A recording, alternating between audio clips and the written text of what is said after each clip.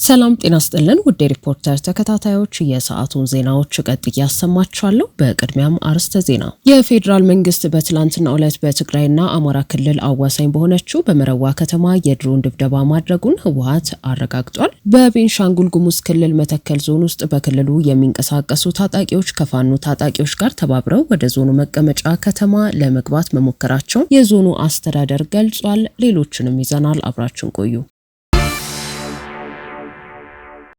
የፌዴራል መንግስት በትላንትናው ዕለት በትግራይና በአማራ ክልል አዋሳኝ በሆነችው በመረዋ ከተማ የድሮን ድብደባ ማድረጉን ህወሓት አረጋገጠ። ኤኤፍፒ የተባለው የዜና ወኪል የአላማጣ ሆስፒታል ምንጮችን በመጥቀስ በድብደባው 4 የትግራይ ታጣቂዎችና ሌሎች 4 ሰዎች መቁሰላቸውን ዘግቧል። የህወሓት ምክትል ሊቀመንበር አቶ አማኑኤል አሰፋ ለዜና ወኪሉ እንደገለጹት ሰኞ ዕለት በደቡብ ትግራይ ከአማራ ክልል ጋር በሚዋሰንበት አካባቢ በሚገኘው መረዋ ላይ የፌዴራል መንግስት የድሮን ጥቃት ፈጽሟል።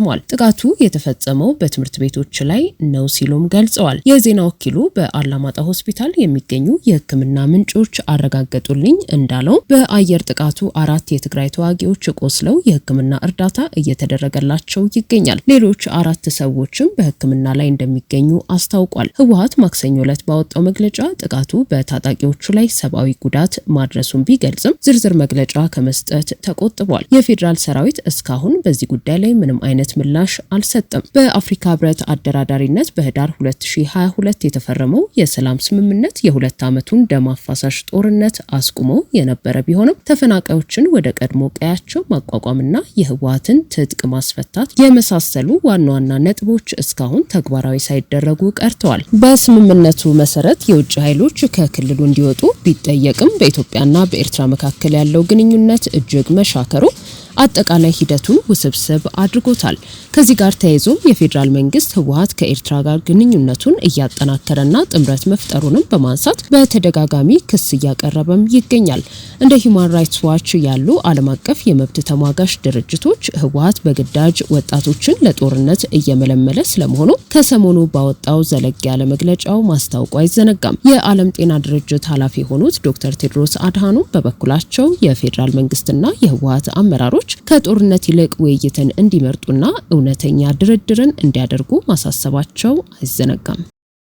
በቤንሻንጉል ጉሙዝ ክልል መተከል ዞን ውስጥ በክልሉ የሚንቀሳቀሱ ታጣቂዎች ከፋኖ ታጣቂዎች ጋር ተባብረው ወደ ዞኑ መቀመጫ ከተማ ለመግባት መሞከራቸውን የዞኑ አስተዳደር ገለጸ። በነበረው ተኩስና የጦር መሳሪያ ጥቃት ከ10 የሚበልጡ ንጹሃን ሰዎች መሞታቸውን ነዋሪዎች ለሪፖርተር ተናግረዋል። በቤንሻንጉል ጉሙዝ ክልል ውስጥ በታጣቂዎች እንቅስቃሴ ተደጋጋሚ የጸጥታ መደፍረስ የሚያጋጥመው መተከል ዞን ውስጥ በዞኑ ዋና መቀመጫ በሆነችው ግልገል በለስ ከተማ በታጣቂዎችና በመንግስት ኃይሎች መካከል በተፈጠረ ግጭት ከ10 የሚበልጡ ንጹሃን ሰዎች መገደላቸውንና ቁጥራቸው በግልጽ ያልታወቁ ሰዎች ቆስለው ወደ ሕክምና መወሰዳቸውን የአካባቢው ምንጮች ለሪፖርተር ገልጸዋል። ነዋሪዎች እንደገለጹት ከትላንት ጀምሮ በአካባቢው በስፋት የሚታወቅና ከዚህ ቀደም በሰላማዊ አማራጭ ከትጥቅ ትግል ተመልሶ የነበረና ተደጋጋሚ የሽምግልና ጥረት እንደሚደረግለት የተገለጸ የጉሙዝ ታጣቂ አመራር የሆነ መኩሪያ ተብሎ የሚጠራ ግለሰብ ወደ ከተማ ይገባል እየተባለ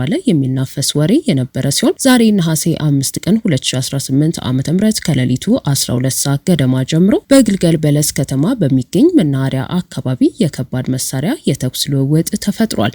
በመናኸሪያው ውስጥ የከባድ መሳሪያ ጥቃት መድረሱ የተገለጸ ሲሆን ከግልገል በለስ ወደ ተለያዩ አካባቢዎች የሚጓዙ ተሽከርካሪዎችና መንገዶች የነበሩበት በመሆኑ በአካባቢው በርካታ ንጹሃን ሰዎች ተጎድተዋል ተብሏል። በከተማዋ ውስጥ በተፈጠረው የጦር መሳሪያ ጥቃትና ተኩስ ልውውጥ ይህ ዘገባ እስከተዘጋጀበት ጊዜ ድረስ ቢያንስ 12 ሰዎች የሞቱ ሲሆን በርካታ ጉዳት የደረሰባቸው ሰዎች በአቅራቢያ ወደሚገኘው ፓዌ ሪፈራል ሆስፒታል በመግባታቸው የሟቾች ቁጥር ሊጨምር እንደሚችል ነዋሪዎች ገልጸዋል። ነዋሪዎቹ እንደሚሉት የጦር መሳሪያ ድምጽ እስከ 2 ሰዓት ከ30 ገደማ ድረስ የቆየ ሲሆን በርካታ የፌዴራልና የክልሉ የጸጥታ ኃይሎች ታጣቂዎችን ለማባረር በታንክ ጭምር የታገዘ እርምጃ ወስደዋል። ከ2 ሰዓት ተኩል በኋላ የተኩስ ድምጽ መቀነሱንና ከተማዋ ወደ ተለመደ እንቅስቃሴ የተመለሰች ቢሆንም ወደ መናኸሪያ አካባቢ ግን እንቅስቃሴ መቀነሱን ለማወቅ ተችሏል። እንግዲህ ሰምታችሁ ሊሆን ይችላል እንትን ነው 12 አካባቢ ተኩስ ነበረ ኃይሎች ገብተው ነበረ ትናንትናም ጀምሮ ያው ወሬ ነበረ እንደዚህ ይመጣሉ ምናምን ወራ ነገር ያለ አይደለ እና ተኩስ 12 አካባቢ ነው ንጋት ላይ ያው ካሁን በፊትም እንደነበረ ነው እንዲህ አይነት ነገር ነበር ካሁን በፊት እና ከበር መሳሪያ ታገዘ ተኩስ ነበረ ያው እስከ 2 ሰዓት ተኩል ድረስ ነበር ያው እየራቁ ሄዱ ከተማው ይሄ መናኸሪያ አካባቢ የለም ወደ ቻግኒ መውጫ በዛ አካባቢ ነው ያለ ገብቶ የነበረ እስከ 2 ሰዓት ተኩል እስከ 2 ሰዓት ድረስ እየራቀ የተወሰነ ሚሊሻውም መከላከያም የተወሰነ እንደዚህ ከ2345 የታው በኩል የተወሰነ ታንክ ምናምን የለም እነሱ አመጡ ተጋገዙና የተወሰነ ራቋቸው አሁን ተኩስ የለም ኖርማሊ እስከ 2 ሰዓት ተኩል በኋላ የለም የተጎዳ ሰውም አለ የሞተም ሰው አለ በተለይ ሲቪሎች ናቸው ብዙ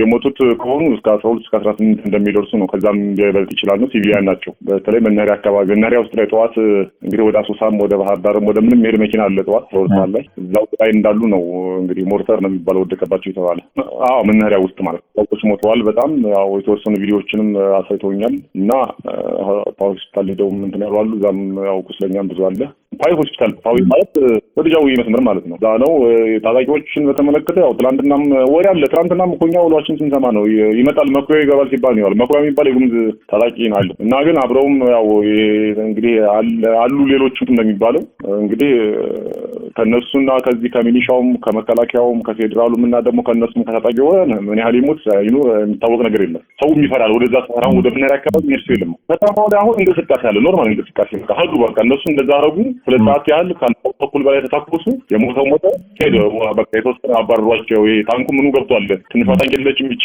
ጎማም ያላቸው ጎማም የሌላቸው አሉ 23 ብርጌድ አለ እዚህ ፓዊ ላይ ማለት ነው የመከላከያ ታንክ ከዛ ያሉ እና በቃ ያው ሄዱ እነሱም እንግዲህ አባሯቸው ነው ወይ አይደለም የሚለው ነገር ግን ተኩስ የለም ከተማውም ሰላማዊ እንቅስቃሴ ነው አሁን ባለው ሁኔታ ኖርማል እንትን ነው ያው ድንጋጤ ምኑ እንዳለ ሆኖ ማለት ነው እኩለ ቀን ገደማ ላይ ደግሞ ስለ ጉዳዩ አጭር ይፋዊ መግለጫ ያሰራጨው በቤንሻንጉል ጉሙዝ ክልል የመተከል ዞን አስተዳደር በዞኑ መቀመጫ በግልገል በለስ ከተማ ከንጋቱ 12 ሰዓት አካባቢ ራሳቸውን የጉሙዝ ኃይል ብለው የሚጠሩና በጫካ የሚንቀሳቀሱ ቡድኖች ጽንፈኛ ተብሎ ከተጠራው የፋኖ ኃይል ጋር በመሆን ወደ ከተማ ለመግባትና በዜጎች ላይ ጉዳት ለማድረስ ሙከራ አድርገዋል ተብሏል። የዞኑ አስተዳደር አክሎም የጽንፈኛ ቡድኑ ወደ ግልገል በለስ ከተማ ውስጥ ለመግባትና በንጹሃን ዜጎች ላይ ጉዳት ለማድረስ ያደረገው ሙከራ በመላው የጸጥታ ኃይል የተቀናጀ ጥቃት ከባድ ኪሳራ ደርሶበት እንዲመለስ ተደርጓል ያለ ሲሆን የዞኑ አስተዳደር ተላላኪና አጥፊ ቡድን ሲል የጠራቸው ታጣቂዎችን በዘላቂነት ለማጥፋት